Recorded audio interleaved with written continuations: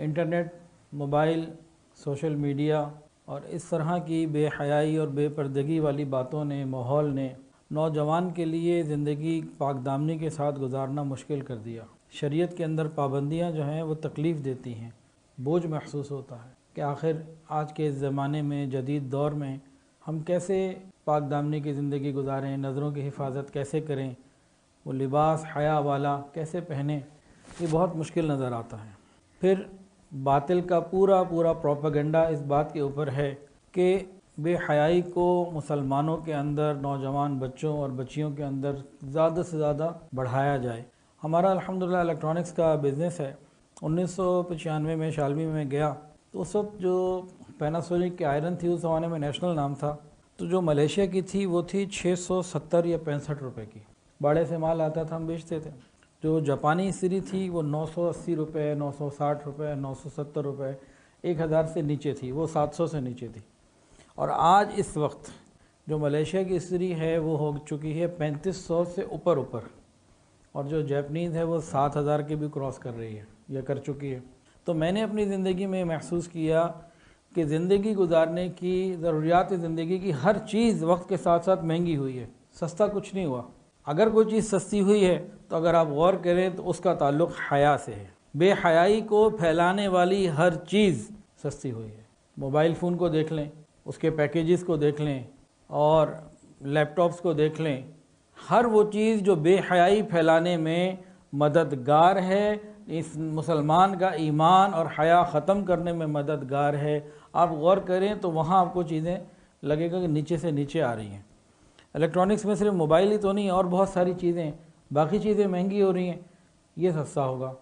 دو زندگی ہیں اللہ کے سامنے نا، دو طرح کے لوگ ہیں، فَمِنْكُمْ كَافِرٌ وَمِنْكُمْ مُؤْمِنٌ، مومن اور کافر دو ہی ہیں، تیسرا وہاں کوئی سلسلہ نہیں ہے۔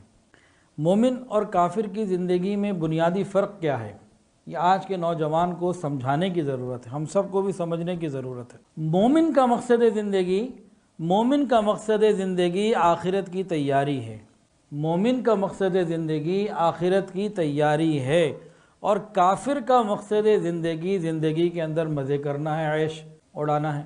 مومن اپنی اس سوچ کی وجہ سے کیا کرتا ہے، ہر چیز کو فکر آخرت کے پیمانے پہ تولتا ہے کہ یہ میرا عمل قیامت کے دن مجھے پریشان تو نہیں کرے گا، تو اس کی زندگی فکر آخرت کی سوچ میں ڈھلی ہوئی ہوتی ہے، اس کا عمل فکر آخرت کے مطابق ہوتا ہے کہ قیامت کے دن میرے ساتھ کیا معاملہ ہوگا، کہ اس کو معلوم ہے کہ زندگی یہ والی محدود، وہ غیر محدود، یہ زندگی بندگی کے لیے، کام کے لیے، وہ زندگی آرام کے لیے، نعمتوں کے لیے اور مزوں کے لیے اللہ نے بنائی ہے۔ اور کافر کے سامنے کیا ہے کہ بابر بعیش کوش کہ عالم دوبارہ نیست، کہ زندگی تو دوبارہ ملنی نہیں، جو مزے کرنے آج ہی کر لو، ابھی کر لو۔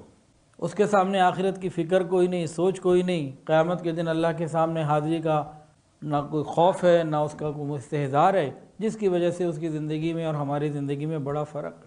اسی فرق کے بعد ایک اور چیز بھی آ جاتی ہے کہ اسلام حیا اور پاک دامنی کی تعلیم دیتا ہے، اور کفر بے حیائی اور بے باکی کی تعلیم دیتا ہے۔ اسلام کے اندر حیا دین کا ایک شعبہ ہے، ایمان کا ایک شعبہ ہے، حصہ ہے، اور کفر کے اندر بے حیائی اور بے باکی ترقی کا زینہ ہے، یا ان کے ہاں یہ ایک فیشن ہے، یا ان کی ایک صفت ہے۔ تو دونوں بالکل الگ ہے، ایک کا روٹ یہ ہے، دوسرے کا روٹ بالکل جدا۔ ایک لفظ سنا ہوگا، تہذیبوں کا ٹکراؤ۔ یہ تہذیبوں کا ٹکراؤ کیا ہے؟ یہ حیا اور بے حیائی کا ٹکراؤ ہے۔ یہ تہذیبوں کا ٹکراؤ کیا ہے؟ ایک طرف حیا کی تہذیب ہے، ایک طرف بے حیائی کی تہذیب ہے۔ تو حضور پاک صلی اللہ علیہ وسلم نے ہمیں فرمایا کہ 4 باتیں ایسی ہیں، سنن المرسلین میں سے ہیں، تمام انبیاء کی سنت ہے۔ وہ 4 باتیں وہ کون سی ہیں؟ ان میں پہلی بات الحیا، حیا تمام انبیاء کرام علیہ السلام کی سنت ہے۔ والتعطر، عطر لگانا، خوشبو لگانا، یہ انبیاء کی سنت ہے۔ والسواک، مسواک کرنا، یہ انبیاء کرام علیہ السلام کی سنت ہے۔ اور والنکاح، نکاح کرنا، یہ حضرات انبیاء کرام علیہ السلام کی سنت ہے۔ حیا، خوشبو، مسواک اور نکاح، یہ 4 سنتیں ایسی ہیں جو تمام انبیاء کی ہیں۔ تمام انبیاء میں یہ بات کامن تھی، اور حضور پاک صلی اللہ علیہ وسلم نے بھی یہ 4 چیزیں اختیار فرمائی، اور ہر نبی نے حیا کی تعلیم بھی دی اور حیا پر عمل کر کے بھی دکھایا۔ اور کفر کے اندر حیا، وہاں تو کہتے ہیں شائنس از اے سکنس، وہ تو اس کو بیماری کہتے ہیں۔ جس چیز کو ہمارے ہاں کوالٹی اور صفت بتایا گیا، ان کے ہاں وہ بیماری ہے۔ تو یہ ہے تہذیبوں کا ٹکراؤ۔ تو حیا ایمان والوں کے ساتھ ہوتی ہے۔ اچھا، ایک اور بات بہت عجیب، کفر جو ہے نا، کافر، یہ سود چھوڑ سکتا ہے، جھوٹ چھوڑ سکتا ہے، یہ بہت سارے اور گناہ چھوڑ سکتا ہے، لیکن یہ موسیقی اور زنا، یہ دو کام نہیں چھوڑ سکتا۔ کفر بہت ساری چیزیں چھوڑ سکتا ہے، گناہوں کی بری چیزیں، لیکن موسیقی اور زنا یہ دو چیزیں ایسی ہیں جو کافر چھوڑ ہی نہیں سکتا۔ کہیں چلا جائے یہ دو چیزیں اس کے ساتھ جائیں گی۔ کہ تہذیبوں کا ٹکراؤ ہے کہ وہاں بے حیائی کی تہذیب، یہ ہماری حیا والی تہذیب۔ الحمدللہ الحمدللہ الحمدللہ، ہمیں شکر ادا کرنا چاہیے کہ اللہ نے ہمیں حیا عطا فرمائی۔ یہ بہت بڑی نعمت ہے۔